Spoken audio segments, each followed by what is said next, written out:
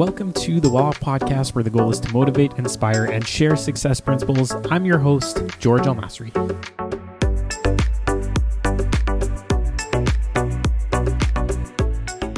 Today, I sat down with Martin Kuev, who is the broker of record at my brokerage, actually. But as you guys will find out, he started off as an investor. We had connected in the past. We were both part of Rockstar Real Estate, and he owns a lot of multi-unit properties. He owns duplexes. He's done all sorts of things with his partner, Chris Shabib, which I've had on the podcast in the past. So on this episode, we talked about the market, the current state, getting pushed out of certain markets that he was in a few years ago, running the numbers on properties, and the importance of knowing your numbers so that you can quickly analyze and know whether or not you want to get in, how one rental property can change your life. We kind of discussed that for a little bit.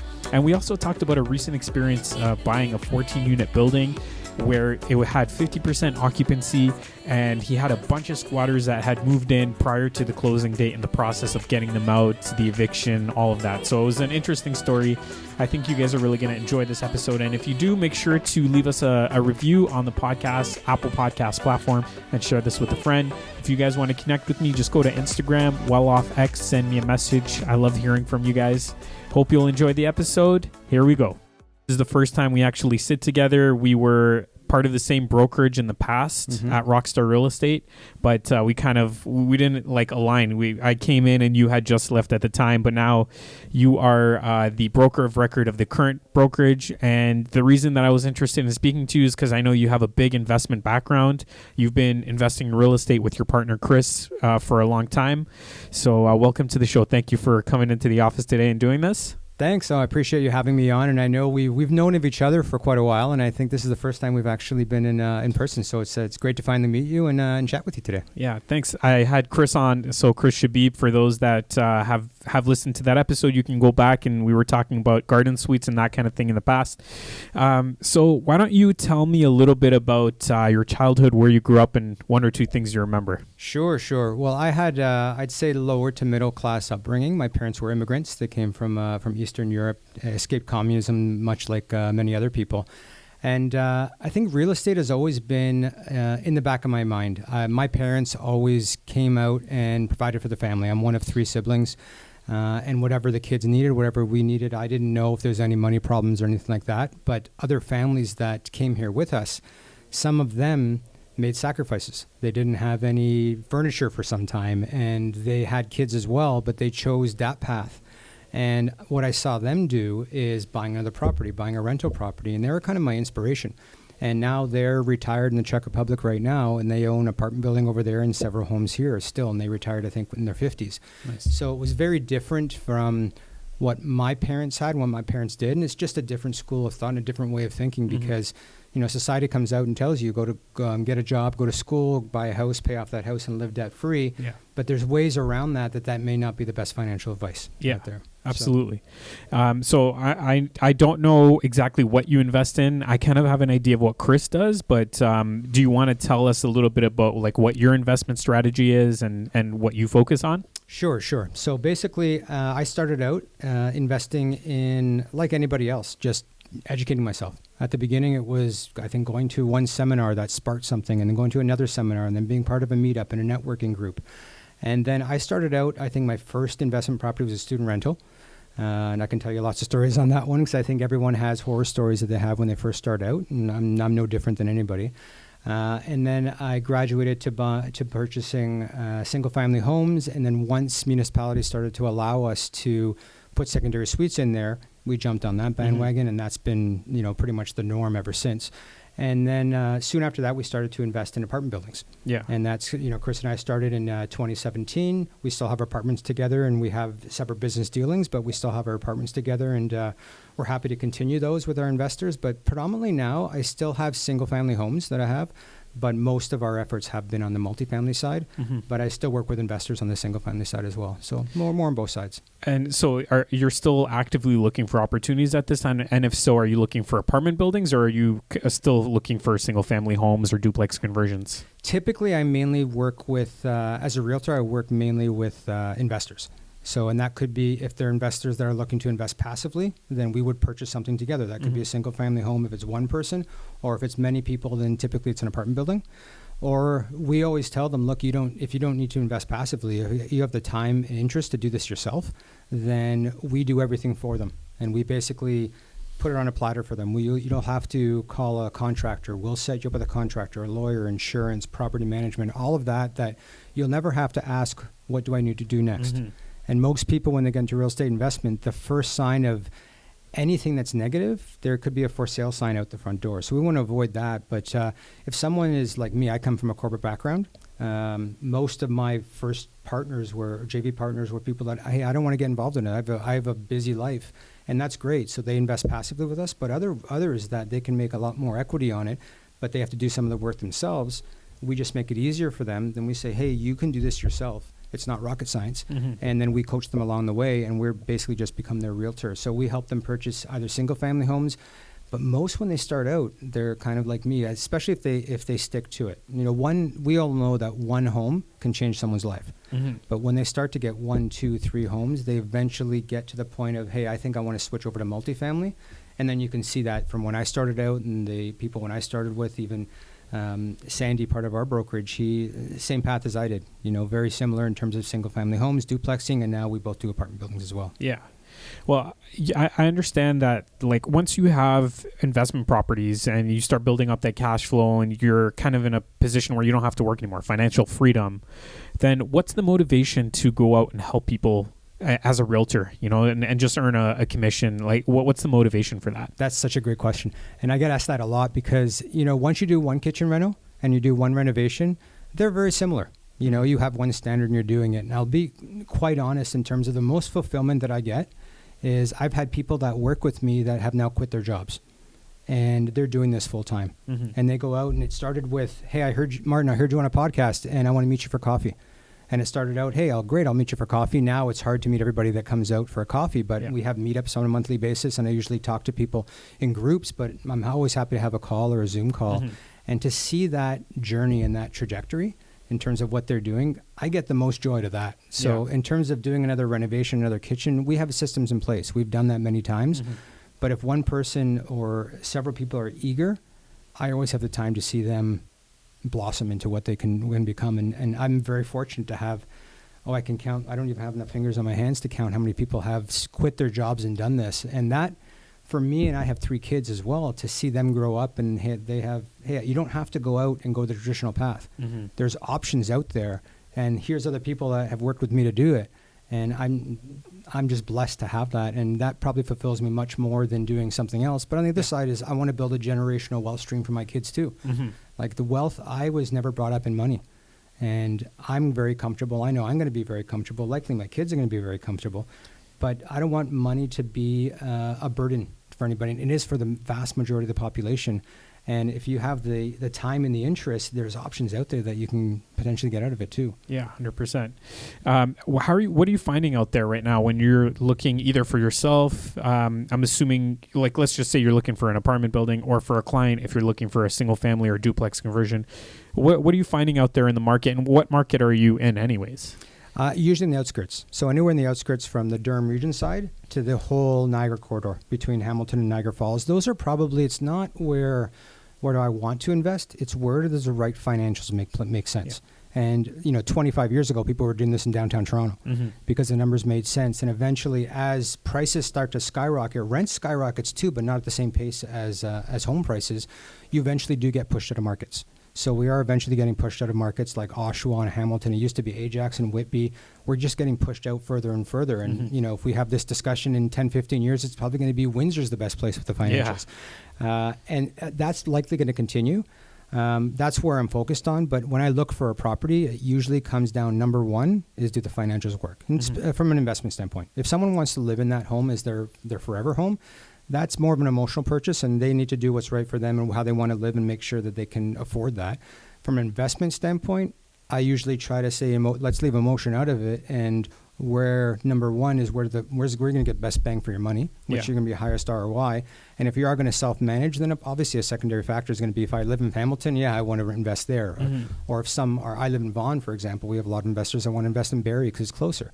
that's also a great investment area. Yeah. So it's where is the great investment area? You're likely going to be very similar in terms of all those other ones. If you go to a smaller or tertiary market, you just said there's trade-offs on it as well. Yeah. You may have a lower purchase price, potentially lower rents, and you may have to juggle a few tenants, but then your long-term ROI potentially may be higher. So it's those things you have to factor out. But when I look at investment properties, financials first. Second is always where I'm purchasing. Yeah. And it's the economics. Where do the long-term economics play out? Yeah, and as you're saying that, I'm just thinking to myself, because you mentioned 25 years ago people were buying in downtown Toronto. Back then, if you bought like one rental property and you held on to it for 25 years, you'd do okay. You'd do pretty well because the market wasn't going like it is now. But now, if you have one rental property and you hold on to it for 25 years, you could do really well because of the way the appreciation levels have been. So it's an interesting change. Like it's normal to see people with like 6-7 properties that started investing 25 years ago, and now maybe not as many people are able to buy that many properties unless you have the right strategy, the right support, that kind of thing in place. Right, and it all you hit the nail on the head. It starts with one.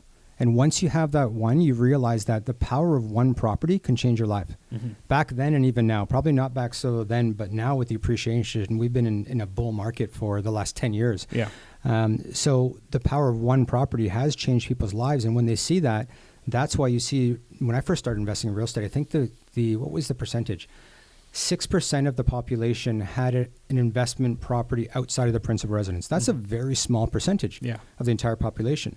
Now, I think that's probably grown probably much, much more. You think the percent is higher now? I'd probably think so, just because you do see a lot of investors, especially that anecdotally, when I'm competing with people on offers, there's still a lot of bidding wars. I know a lot of the people I'm bidding against, especially on the multifamily side. But for the single family homes, I don't know. But on the multifamily, I think investors have come in. I don't know what the number is today, but it's still probably a very small portion of the population that are still doing it. So there's a lot of opportunity. I was going to say, I feel like now the percentage is lower, but like the people that have rental properties probably have multiple. That's probably a good point. Yeah. That's a very valid point, is the people that stay within it just expand their portfolio rather than the number of people. That could be it as well. Yeah. Yeah. Okay. So how are you finding deals now? Are you still competing on the MLS, or do you have other ways that you've been successful in finding deals for yourself and for your clients? Yeah, I have this conversation with new investors all the time, is everyone wants to get a foreclosure or a power of sale type deal. If you can get those or find something off the market, fantastic. You may have hit a home run. Finding those deals and getting them is a very difficult task because you may be doing a lot of marketing. You may be doing a lot of cold calling, a lot of hunting. Is it the best return on your time? And return on investment, it's going to be a great return on investment, but how much time do you have to put into that? The great thing with real estate investment, especially when you're starting out in single family, is you're going to do quite well on homes that are just on the MLS. So for single family homes, typically I purchase off the MLS, or if I find something from a wholesaler or something they want to get rid of, then I would buy that, assuming the numbers work. The great thing with the investment is you know your numbers before you make an offer on that home. So it takes me very little time to put an analysis together to analyze a property to know if, hey, I want to learn a little bit more here. I may want to place an offer. If it's multifamily, that's a much smaller circle. Yeah. You'll get blacklisted on multifamily if you put an offer on something and you find you can't close. They're going to say, look, you can't close on a deal. I don't even want to deal with you. Yeah, because that same agent that's listing that property probably has a bunch of other listings coming up, or they constantly sell those multi-units. Absolutely. And you find those typically not going on the MLS. The ones on the MLS are the ones that they couldn't sell. Yeah. So maybe the seller wanted too high of a price and they couldn't deal with them. And they're usually getting it when they're on the MLS. They may in today's market, absolutely. But 9 times out of 10, I'm now working with brokers that shoot me multifamily deals, and I do the numbers and I go, hey, look, we'd love to do this. And a lot of multifamily investors don't want their tenants or others to know, so they want to get it done off market. But it's a mix. I'll buy off the MLS or I'll buy off the MLS as long as the financials and the numbers work. Yeah. The way things are right now, like I'm gonna speak to Welland and St. Catharines and Hamilton because I'm constantly looking for opportunities there. The opportunities that are on the market are usually pretty overpriced, and especially if you're assuming tenants, like depending on the size of the building. it's not going to cash flow with minimum down payment. So in those situations, even though like the price of the building is good, it's just the rents are super low, so it doesn't cash flow. Do you go after those properties and maybe put a higher down payment, or do you stay away from those opportunities? Good question. So that goes down to the personal goals of the investor.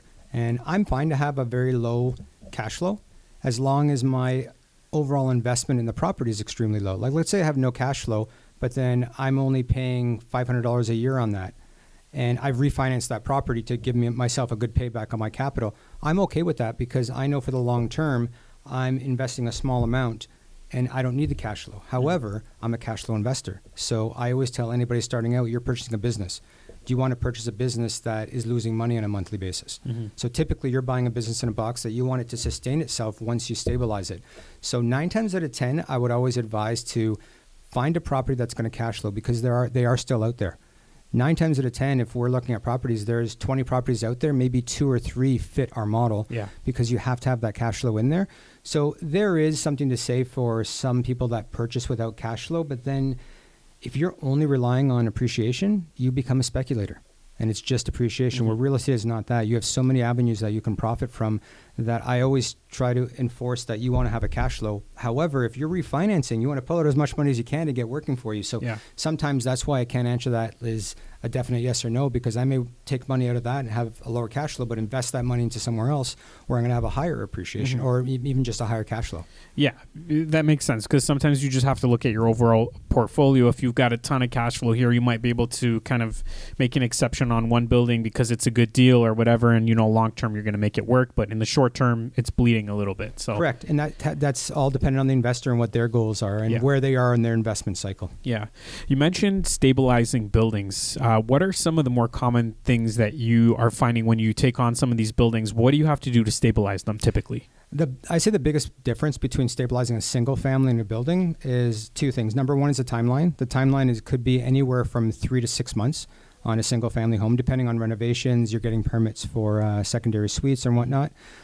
On a multifamily, the landlord-tenant laws very much favor the tenant. So I'm not an investor that goes out and tries to kick anybody in the street, or if there's cash for keys, absolutely, I will go down that path as long as that person has somewhere else to go. Mm-hmm. We never want to kick anybody else in the street. Yeah. But because of that, we sometimes have people that want to stay in there.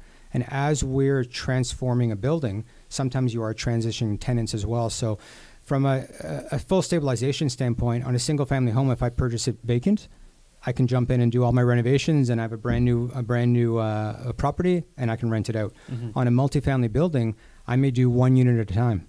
And it could be 1 unit comes up or 2 units come up and we're going to do those, or I'll do the exterior and then start with that. So it's a different process with multifamily because you are dealing with many different avenues. But mm-hmm. if you break it down to the lowest common denominator, it's a property with a bunch of tenants. Yeah. So it's going to be the same process. You just may have more complexity with multifamily. Yeah. And when you say stabilize a building, let's say we're talking about an apartment building here, you're talking about increasing rents, turning over units, improving the condition of a unit, that kind of thing. Is that what you're referring to? Sorry, yes. Yeah. In terms of stabilization and classifying that, it's bringing a property to its highest and best use mm-hmm. with maximum rents that you can get. What are market rents? So typically when we purchase a building, you're not buying something that's already been done that. You want to do that to yourself because you're going to get the most value mm-hmm. for your money by doing that. So we're buying stuff that, on a building standpoint, rents are cut in half.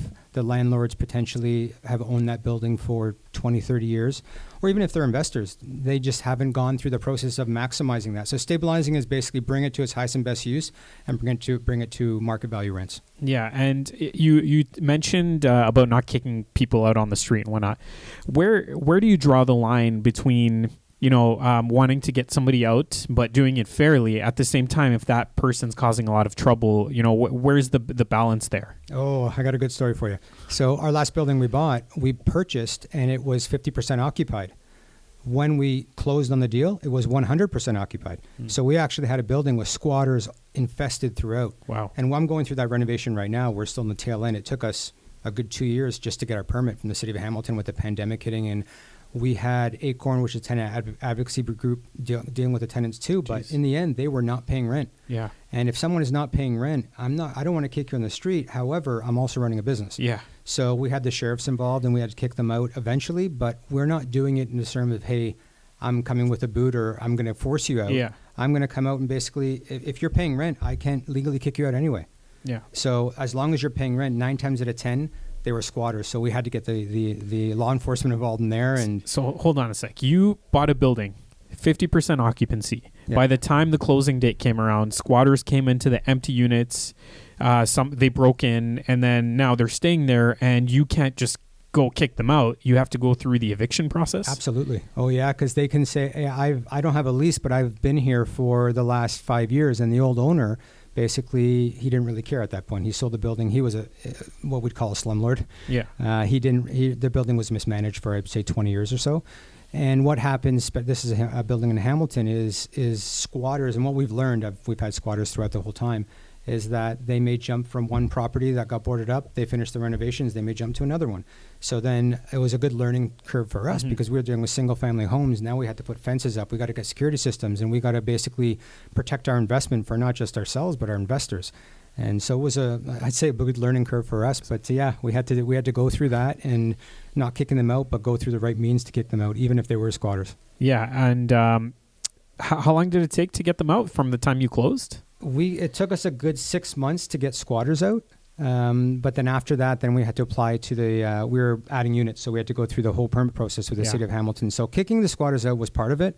The other part was waiting and having squatters re-enter the building as we're waiting for our permit. So all in all, that's for, I'd say, a tough-skinned investor. And you come out and that building was probably it kept me up the most because of things. There's things in real estate that you can control and things in real estate that you can't control. Mm-hmm. That's why we typically always find things that we have the most control over, but it is also an investment that does have some element of risk. Now, we're still going to do well on that. Our investors are going to do well on that, but not without its bumps along the road. Yeah, like you didn't know that the squatters were there when you closed? You had no idea? No, not at all. Wow. And the old owner was basically, hey, that's your problem now. It's your problem. Yeah, and if it's a squatter, hey, I've been here this entire time. So, yeah, and now it's your word against theirs, but you have to go through the eviction process, basically. Yeah, for me, it's okay. If you're a tenant in there, I don't have a lease. Would you sign a lease? Do you want to go on a plan? None of them had that interest, obviously. Yeah. So then we had to go to the right means of 6 months for free. Why would they sign a lease? They didn't want to. So they're staying in there, and eventually they had the sheriff involved. But those are the things, and you couldn't do that in a single family home because then there wouldn't be enough meat on the bone for you to turn a profit. Yeah, for sure. But in a multifamily, this is going to be a 14 unit. And there's enough in there that you can withstand this, and they're still going to make a good profit. So it's worth it to go through it. Yeah. But it's also pain to go through it as well. I guess you just have to make sure that you've got some money set aside for that sort of scenario, and if things go really sour, I've got this emergency couple $1,000s on the side to withstand. Yeah, you may want to sometimes, and a lot of people in multifamily, they may overraise. So if your renovations and your closing costs and down payment are going to be a certain amount, you may want to get 10 to 20% higher than that. Yeah. You got to pay back that percentage to your investors because at the end, they just want an ROI, a return. They're not interested in the squatters and all of that. They just want to make a return on their investment. Right. So you may overraise just to cushion yourself on that, but then it's got to go back to your investors. So it's always a balancing act in terms of how much you want to raise. What would you do next time to maybe avoid that sort of situation, that problem? And we've chatted about this many, many times over the course of the last couple of years because we're still going through it now. And I'd say from an ease of use and an ease of business, the easiest real estate investments are cosmetic and lipstick type renovations. You fix kitchens, you put in new kitchens, new floors, new paint. You don't got to get building permits. But if you're at the point of doing through development, and there's a lot of developers out there, there's a long time that you need to wait for profitability, although it could be high. I find it's a lot less risk for the lipstick type renovation. So this one involved development, and it involved things that we couldn't control. So would I go to this type? Potentially, if I can get it all comes down to the purchase price. If I can get to the right purchase price, and we bought this one at a very good price, so it was pennies on the dollar basically because it was run down. So if there's enough on there, I'm willing to take that risk. But each and every property is different. So, not to say that I wouldn't, but if I have another opportunity to do it on something that I can do cosmetic renovations on, I'd probably take that. Because for sure. If I'm gonna have the same ROI in the end, I'm gonna do that unless there's something else that's gonna make it worth our while on that end. Was that an MLS listing by any chance, or was it an off market? It started as an off market, and then it came on the MLS, but it sat on the MLS. Everybody, it scared a lot of people. Yeah. A ton of people, it scared them, and we ran through, and then we negotiated for that building for months before we actually purchased it. Yeah, cool. All right, so that's an interesting story. Do you have any? Do you have any other interesting stories like that you've recently come across? Things that you learned from, and that you can kind of pass on that learning experience? I think the main one is that's an extreme example, but I'll go back to my first home. My first home was a student rental, and I had a kid that had drug problems, anger management problems. He tore my entire kitchen out. And then with student rentals, it's very much a community, and they all got to live together. So emergency meeting with all the parents. I had to basically sit them all down and, hey, this is what's happening. And eventually we had to get that person out. But I think the next week after that, a pipe burst in the front yard. And the roots came through and burst the pipe. And the thing with insurance is that happened on the outside of the house rather than the inside of the house. So I think that was the time I was quitting my corporate job. And they gave me a call and they said, look, it's probably $2,500 to fix this pipe and everything. No problem. And then go ahead, do it. And I think I quit. I came back and I got another phone call going, wait, there's more to this. The roots hit it. It's not covered by insurance. So now $2,000 became like $17,000 on that. So in the end, and I told that story a lot when I first started speaking to other new investors, and it comes down to, is it worth it? And I look down to the property and I go, I went through 2 weeks of hell dealing with the parents and dealing with the pipe and all of that, which for the most part, I was basically a switchboard operator because I called my people to do and do it, and my extended team. Some of that I had to go in. I was still working full time. I had to go and have the meetings myself. I didn't have a property manager at the time to go with the parents, but it was still worth it. So you're going to deal with, pardon my French, but shit's going to hit the fan. It's not a straight line. And I always say the best real estate investors are not the ones who it goes smoothly. It's how do you deal with adversity? And when it comes your way, are you going to be calm about it, or are you going to flip out?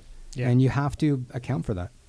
I think a lot of times people think that this is easy, because prices go up so much, but not everyone realizes that there are a lot of stressful moments as for real estate investors.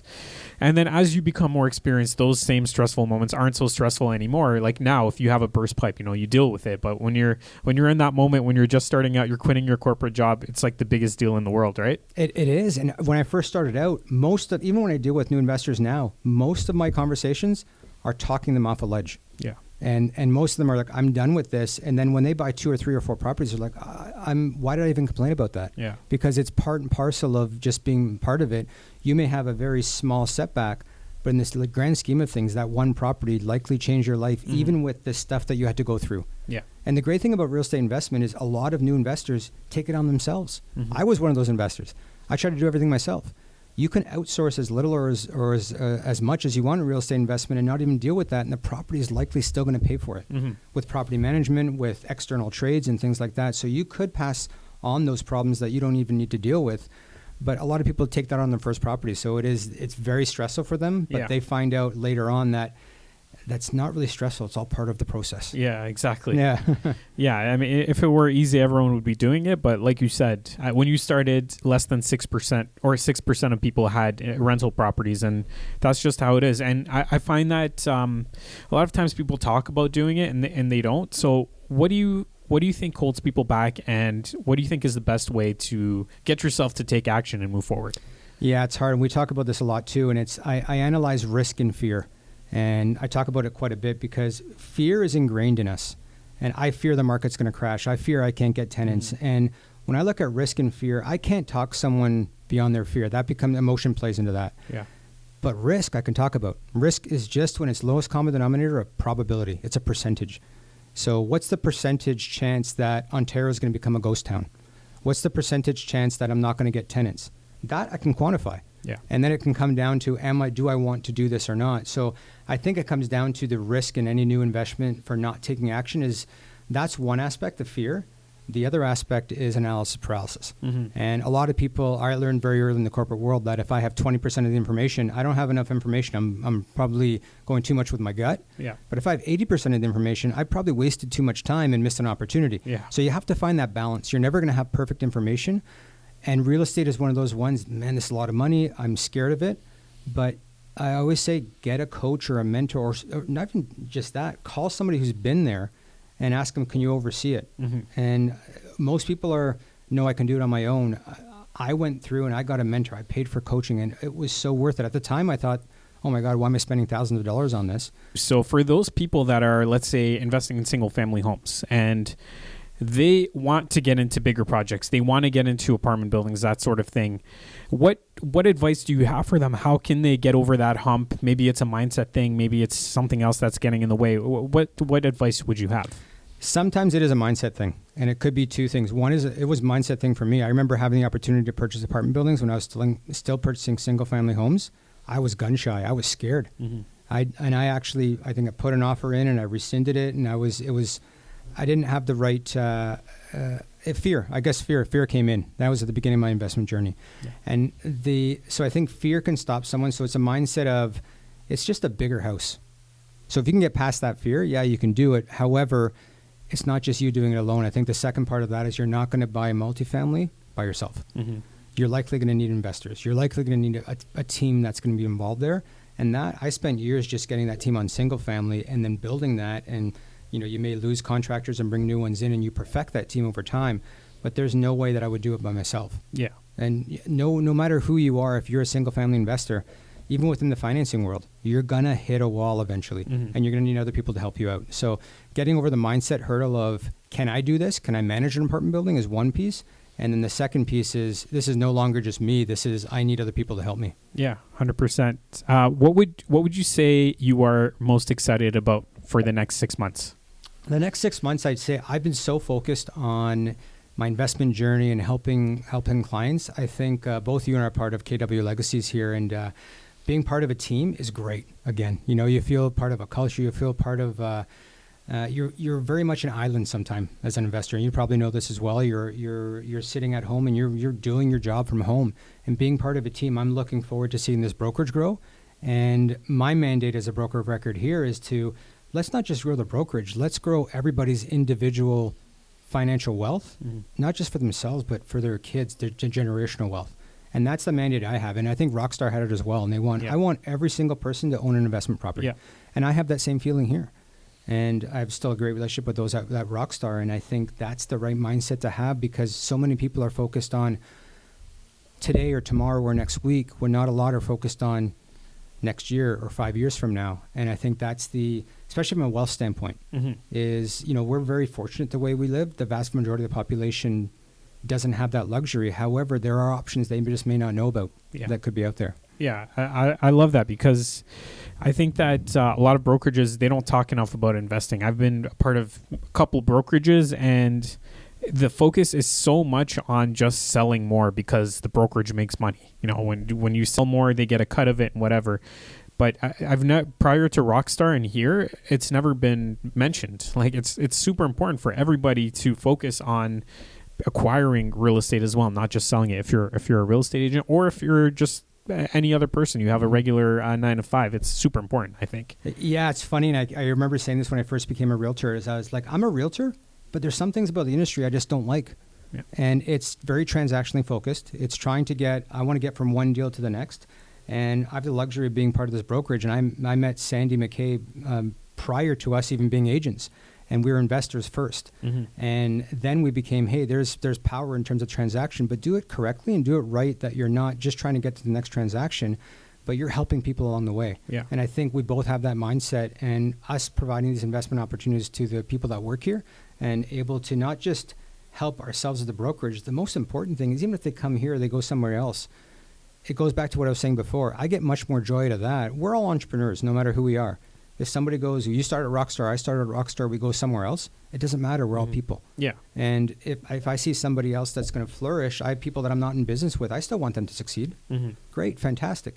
I get more joy out of that than I do off my next apartment building. Yeah. Just seeing all of us grow. And I think, for starting me, I come from Coke, Nestle, Kraft, very competitive. The thing that I loved about real estate was, I remember when I was at Coke and I would go on a business trip, and they would say, you cannot rent a blue car because that's a Pepsi color. And I was Coke, so you got reprimanded for that. Yeah. I come into real estate, and I thought it was going to be competitive on this deal or that deal, and it is so open. I couldn't believe how open it was in terms of me starting out and can I have a coffee with you, and then me being able to do that with new investors now. That's why I get more fulfillment of it. Yeah. And it comes back to that in terms of when I first started out. Well, because there's also this sort of abundance mindset when it comes to investors, and we're not thinking, oh, okay, I don't want to help this person because he's going to be my competitor or she's going to be my competitor. It's more like, let's share, let's help each other, because you don't know where this person's going to be. They might be in a position to help us in the future, and I have no reason, not to help somebody because I'm in a good place now, and I just want to pass it on to the next person. We don't have a scarcity problem within real estate. There's so much opportunity out there, and just get part of a networking group. You rub elbows with other people that have done it, and I've seen it change people's lives. Yeah. 100%. Okay, so we touched on a couple things here, a bunch of different topics. I guess to finish things off, do you want to tell people how they can reach you and maybe a service that you can provide? Sure. So basically we work with both new and existing investors, from those that want to do it themselves. So we basically just act as a realtor if they want to purchase single-family homes or they want to get into larger projects, or from a passive standpoint, if they want to invest alongside us and have us manage it. My website is mkproperties.ca. So if they want to go in there and check us out and see what they do, or drop me a note, info@mkproperties.ca. I'd love to chat to you and see if there's a fit within real estate or within your goals, and see if there's a fit for us to align. Awesome. Martin, thank you so much for doing this. I appreciate you coming out today, and I look forward to seeing you again soon. Thanks for having me on it, and I enjoyed the talk.